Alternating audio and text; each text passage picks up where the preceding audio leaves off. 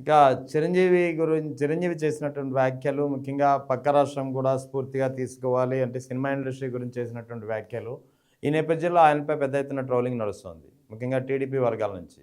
దీన్ని మీరు ఎలా తీసుకుంటారు?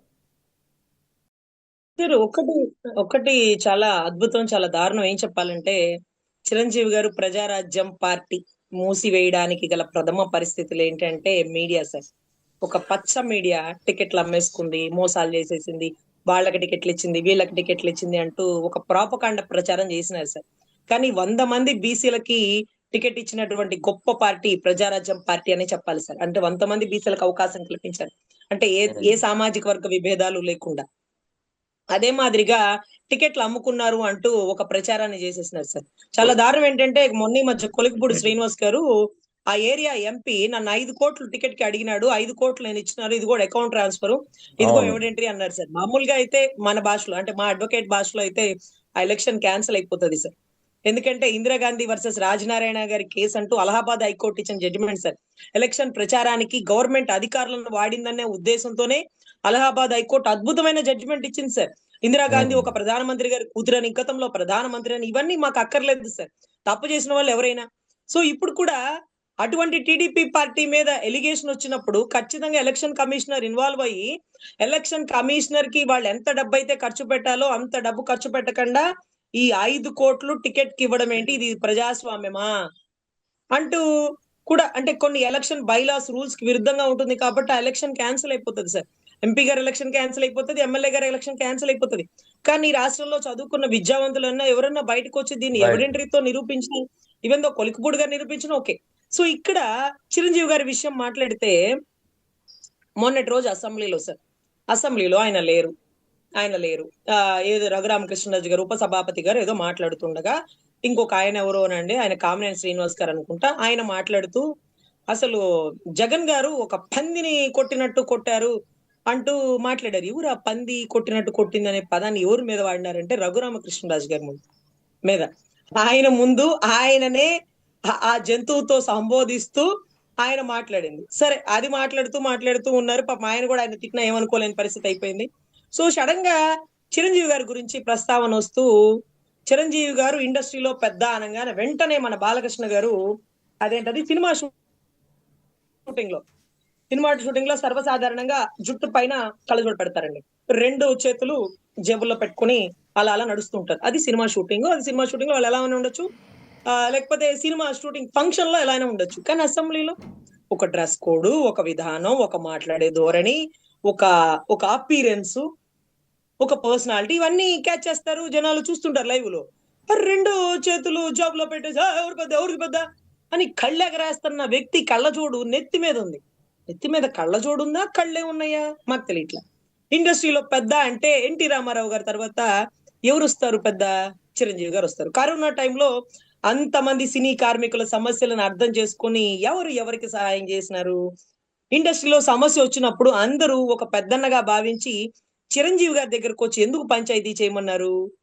ఇండస్ట్రీలో సంబంధించి సినిమా టికెట్లు రేట్లు తగ్గిపోతే, లేకపోతే డైరెక్టర్లకి, ప్రొడ్యూసర్లకి నష్టం వస్తుందని అప్పుడు ముఖ్యమంత్రి గారిని కలవడానికి బాధ్యతాయుతంగా వచ్చింది ఎవరు? ఇండస్ట్రీ పరిశ్రమగా భావించి ప్రతి కార్మికుణ్ణి ఆదుకోవాలి, మీరు తండ్రి సమానులు అంటూ జగన్ గారితో మాట్లాడింది ఎవరు? మీరేం చేసినారు అప్పుడు? మీరు ఎందుకు రాలా? సరే, జగన్ గారికి నాకు వైరుధ్యం ఉంది, నేను రాలేదు, మంచి మాట. కానీ పేర్ని నాని గారు చెప్పారు చూడండి, ఆయన ఉమ్. బసవతారక హాస్పిటల్ కి సంబంధించి ఆరోగ్యశ్రీ డబ్బులు రాలేదని. సార్ జగన్ గారి దృష్టిలో ఒక్కసారి పెట్టండి, మా డబ్బులు రాలేదు అంటూ పేర్ని నాని గారికి ఫోన్ చేసినారట ఎవిడెంట్రీ.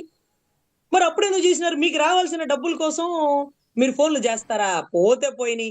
నా చెల్లి గురించి మాట్లాడతావా, నక్క గురించి మాట్లాడతావా, నీ డబ్బులు వద్దు, నువ్వొద్దు, మేము నష్టాల ఊబిలోకైనా వెళ్ళిపోతాం అంటూ ప్రగల్భాలు పలికి పవన్ కళ్యాణ్ గారు లాగా ఇలా ఇలా చూపించొచ్చు కదా.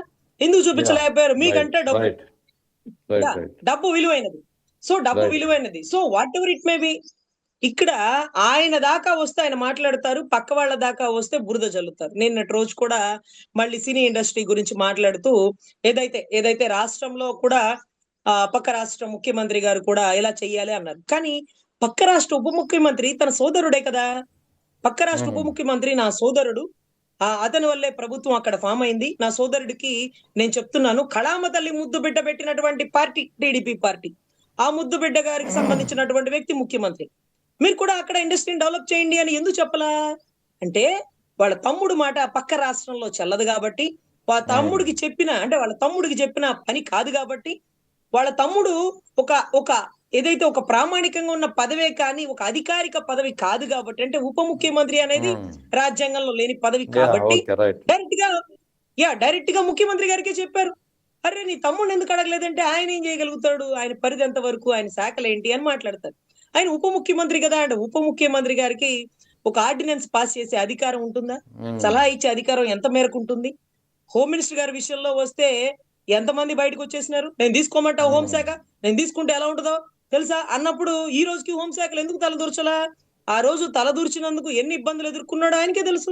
ఈ రోజుకి ఏ శాఖలో ఆయన తలదూర్చట్లా, ఆయన శాఖల వరకు ఆయన చిన్నగా చేసుకుని వెళ్తున్నాడు. సో వెంటనే టీడీపీ సోషల్ మీడియా మొత్తం బయటకు వచ్చి చిరంజీవి గారిని ఇష్టాచారంగా మాట్లాడడం బిగించేసేసారు. కానీ గౌరవ పవన్ కళ్యాణ్ గారు రియాక్ట్ అవుతారా?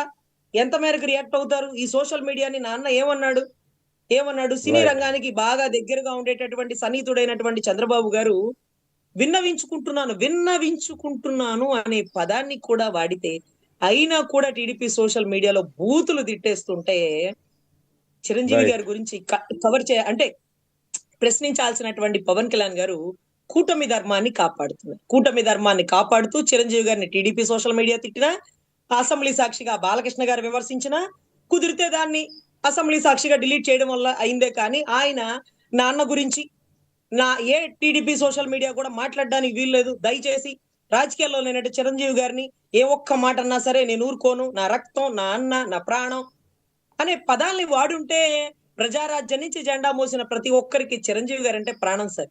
ఆయన తర్వాతే పవన్ కళ్యాణ్ గారు. ఈ రోజు ఆయన ఒక 10 ఉంటాయా, 20 ఉంటాయా, 30 సినిమాలు ఉంటాయా ఓకే నాకు తెలియదు కానీ చిరంజీవి గారి సినిమా రీళ్లు తెస్తారు చూడండి, ఆ రీళ్లకు కూడా గుమ్మడికాయలు తిప్పి పూజలు చేసి చిరంజీవి గారు వస్తున్నారంటే పరిగెట్టుకొని వస్తే ఆయన ఈ రోజుకి కళామ తల్లి ముద్దు బిడ్డగా భావిస్తూ, ఆయన ఒక దేవుడుగా భావిస్తూ ఈ రోజుకి రక్తదానాలు చేస్తున్న అభిమానులందరూ ఈ రోజు పవన్ కళ్యాణ్ గారి దగ్గర పనిచేస్తున్నారండి. కానీ చిరంజీవి గారిని మాట అనగానే కూటమి ధర్మాన్ని కాపాడుతున్న పవన్ కళ్యాణ్ గారిని చూస్తుంటే అదే చిరంజీవి గారి అభిమానులైనటువంటి బొలిశెట్టి శ్రీనివాస్ గారికి, నెలలో 2-3 ట్రిప్పులైన వెళ్ళి కూర్చే పంచకర్ల రమేష్ గారు లాంటి వారికి, కందుల దుర్గేష్ గారు లాంటి వారికి, అక్కడ ఉన్నటువంటి ప్రతి ఒక్క అభిమానికి బాధ కలుగుతుంది సార్. ఏంటి కళ్యాణ్ గారు మాట్లాడలేదంటే ఇది కూటమి ధర్మం. చిరంజీవి గారిని టీడీపీ సోషల్ మీడియా బూతులు తిట్టినా మనం మాట్లాడకూడదు, ఎందుకంటే మనం కూటమిని కాపాడాలి. మరి ప్రజాధర్మాన్ని ఎప్పుడు కాపాడతావు, ప్రజాస్వామ్యాన్ని ఎప్పుడు కాపాడతావు, నీ రక్త సంబంధాన్ని ఎప్పుడు కాపాడతావు?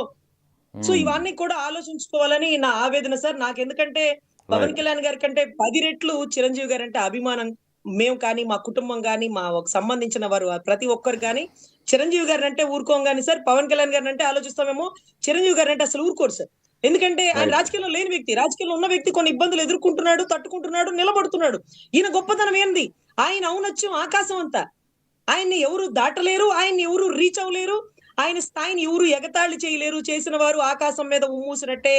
అది చిరంజీవి ఒక సంస్థానం, ఒక అధిపతి అనేది మేము మనస్ఫూర్తిగా భావిస్తాం. Thank you madam, thank you very much. Thank you.